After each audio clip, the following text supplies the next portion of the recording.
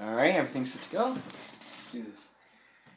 Hey everybody, what is up? Welcome back to my channel. JPop4321 Solar Rays here, and today is the day. Unfortunately, I couldn't do this live last week, so I'm gonna have to do a recap. Welcome to the recap of BronyCon 2013.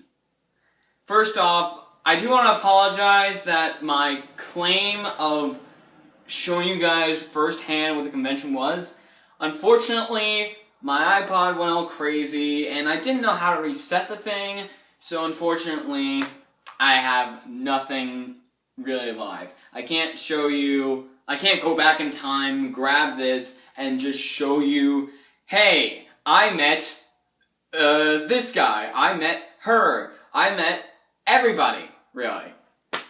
So, what I can do, though, is talk about some stuff that happened to me while I was there.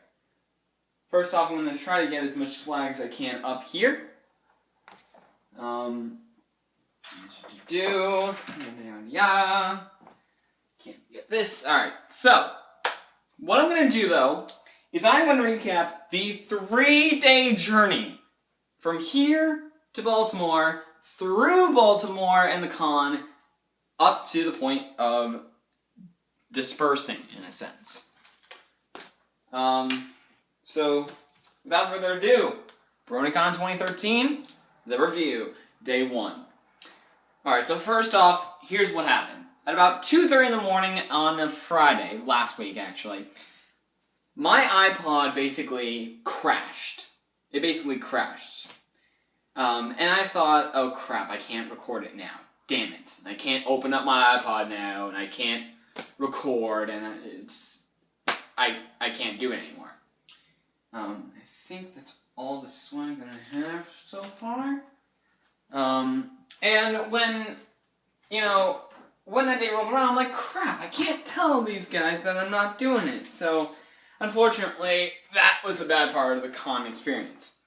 However, things were looking up. About 2 hours later, after about an hour's worth of sleep, maybe an hour and a half worth of sleep, yes, I fell asleep. I went to bed at about 2:30 in the morning, woke up at around 4 o'clock in the morning on the East Coast.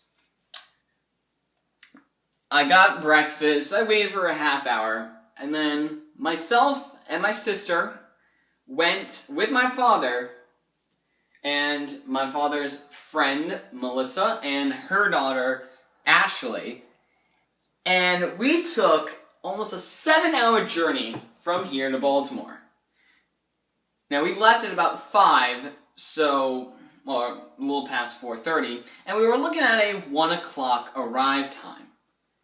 Luckily, the GPS at the beginning said we would get there 12:45. But unfortunately, we had to take a bit of a stop in New Jersey just as the con itself was ready to start at 9:30 in the morning. Or maybe the live stream was actually starting up at about 9. So, yeah. I have this one thing that I don't want to forget to show you guys near the end of this whole recap.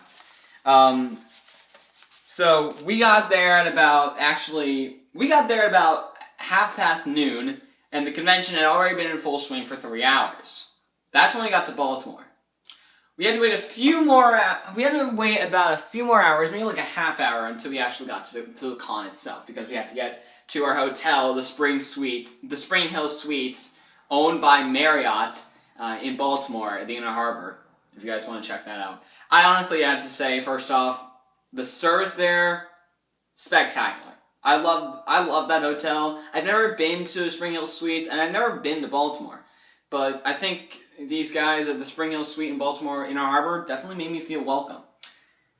The second thing that I need to say is the vibe of Baltimore.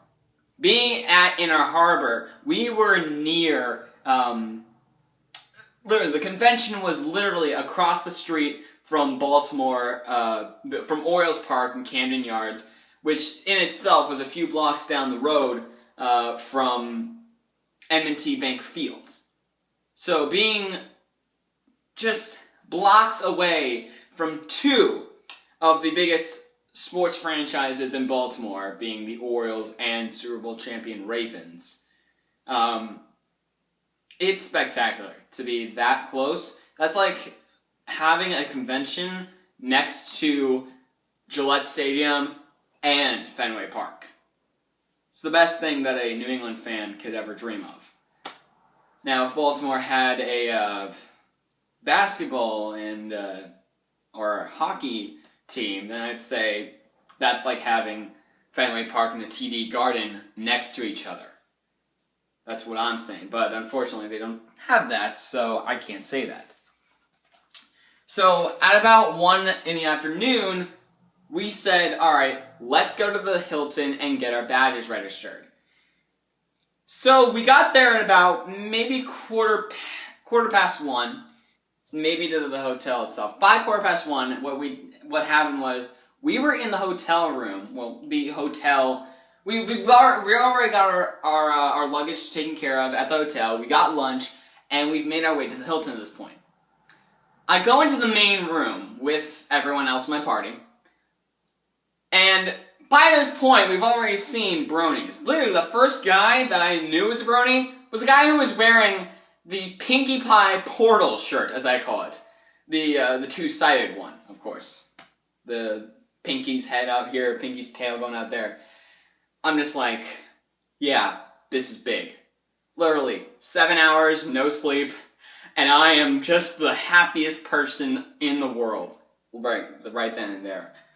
Over 7 hours without sleep, actually. Just working on an hour and a half of sleep, and no sleep since.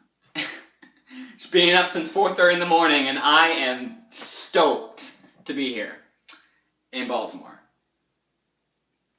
So we walk into the hotel main lobby, and we're waiting in line to ask the front desk, where do we sign in?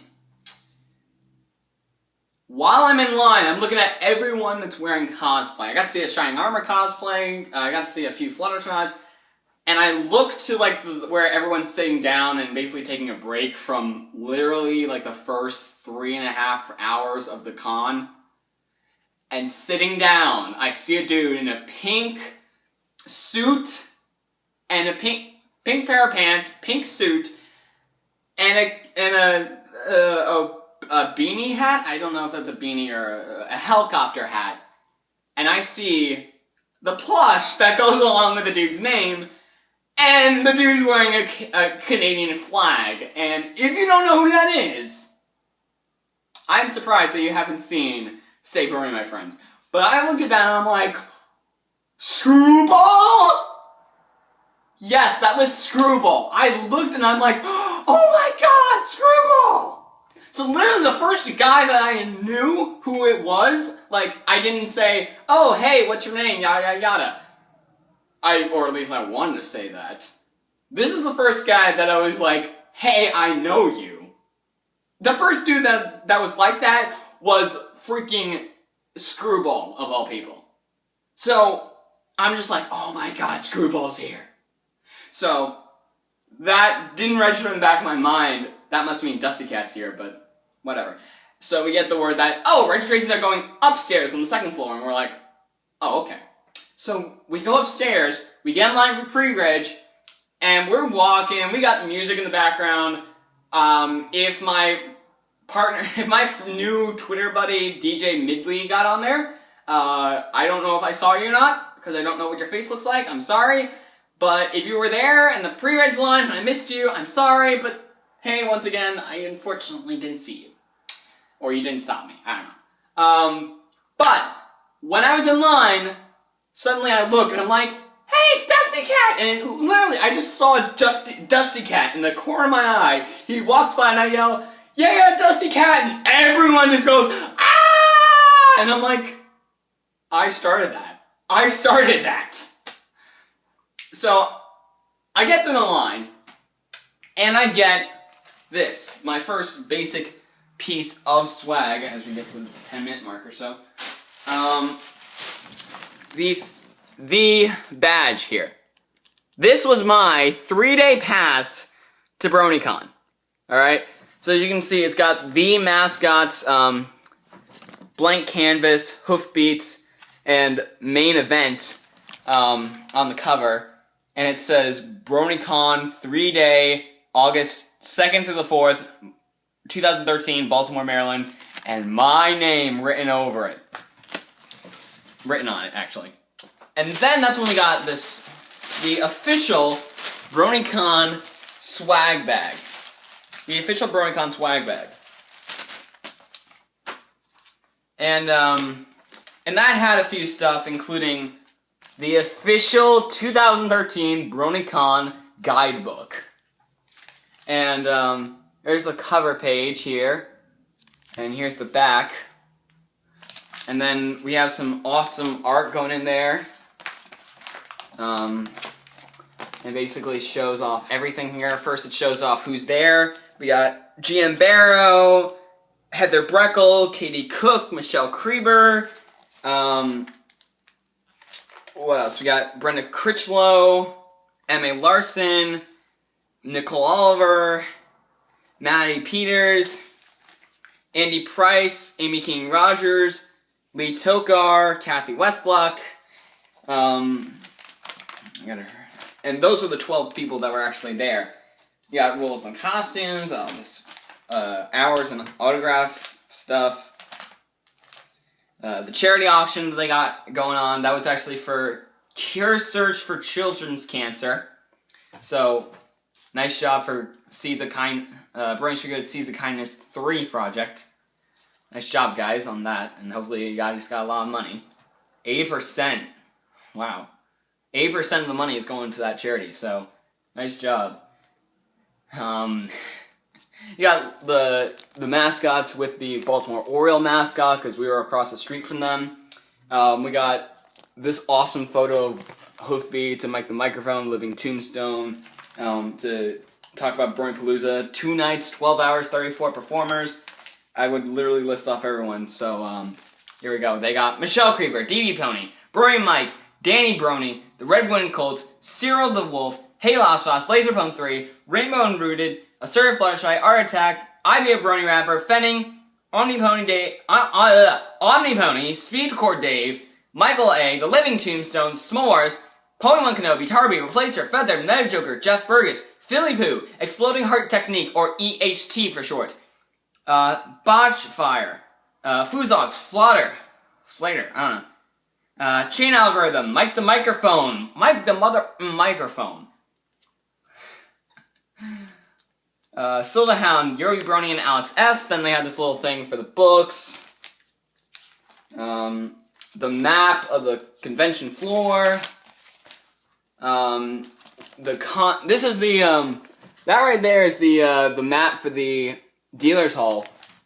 And then the list of stuff that I'll probably go through. The old autograph list there, all the panel descriptions, all this crap, and really, what else? Oh, hold on, bent a bit, but got all this stuff here. Fluffy Puff was freaking Fluffy Puff was there. Rainbow Dash presents. Oh no, they're not here. It's awesome. Everyone who worked there's some more ads here, and yeah. So that was basically what we got. And also, oh my god, this is basically the updated schedule of the autograph thing that sort of went all crazy. I'm running out of time here, so that's basically part 1 of day 1 recap. So yeah. Story-wise, we are up to the part where I got my badge, and we are going to the convention floor. Stay tuned, because that is up next. Up next, the con floor. Getting to the convention center itself. So, that is part 1 of day 1 recap. Of the day 1 recap. See you guys for part 2.